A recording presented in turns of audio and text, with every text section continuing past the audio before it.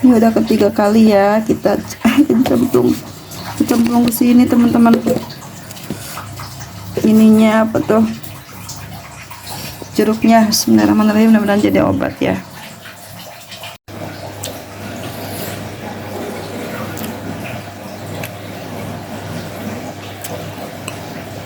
Emang katanya kalau obat tuh nggak ada yang enak ya teman-teman, termasuk ini jeruk nipis dan garam ini.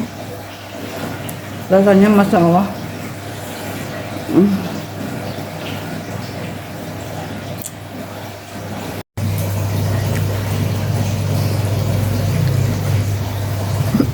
Asam pahit getir. Saya makan sedikit aja kulitnya ya, saya separuhnya dibuang teman-teman. Mudah-mudahan ini jadi obat, cepat sehat dan cepat pulih lagi gitu ya. Ini udah 3 kali percobaan makan jeruk nipis dan garam.